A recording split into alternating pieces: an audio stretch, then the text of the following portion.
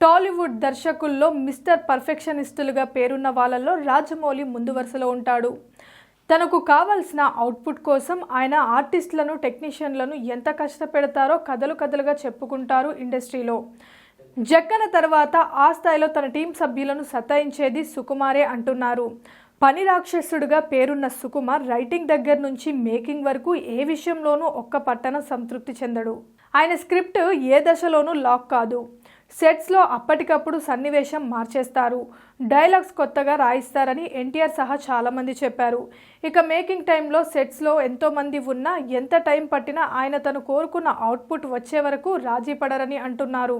పేరున్న టెక్నీషియన్లు సైతం సుకుమార్ దెబ్బకు బెంబలెత్తిపోతుంటారని ఇండస్ట్రీలో చెప్పుకుంటూ ఉంటారు. పుష్ప 2 మీద ఉన్న భారీ అంచనాలను అందుకునేందుకు సుకుమార్ తన టీంతో కలిసి మామూలుగా కష్టపడట్లేదు. ప్రేక్షకులకు ది బెస్ట్ ఇవ్వడం కోసం ఆయన ఆర్టిస్టులను, టెక్నీషియన్లను మామూలుగా సతాయించట్లేదట. ఆయన దెబ్బకు దేశంలోనే టాప్ కొరియోగ్రాఫర్లో ఒకడైన గణేష్ ఆచార్య కూడా బెంబలెత్తిపోయినట్లు సమాచారం. సినిమాలో అత్యంత కీలకమైన గంగా జాతర ఎపిసోడ్లో వచ్చే పాటకు గణేష్ నృత్య రీతులు సమకూర్చాడు. రామోజీ ఫిలిం సిటీలో వేసిన సెట్లో కొన్ని వారాల పాటు ఈ పాట చిత్రీకరణ జరిగిందట. ఈ పాట కోసం కొన్ని వారాల పాటు పనిచేశాడట గణేష్. ఆయన కెరీర్లో అత్యధిక రోజులు పనిచేసిన పాటల్లో ఇదొకటని సమాచారం. ముందు అనుకున్న కాల్ షీట్స్ కంటే 2-3 రేట్లు కేటాయించాల్సి వచ్చిందట. కేవలం గణేష్ ఆచార్య ఒకటి రెమ్యునరేషన్ కోట్లలోకి వెళ్ళిపోయిందట.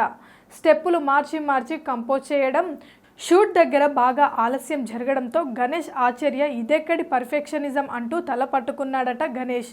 అయితే ఇలా ఎంత కష్టపడ్డా, ఎంత ఆలస్యం జరిగినా ఆ సమయానికి అసహనం చెందిన వాళ్ళు కూడా చివరికి తెరపై అవుట్పుట్ చూశాక ఎవరైనా సుక్కుకి సలాం కొడతారనడంలో సందేహం లేదు.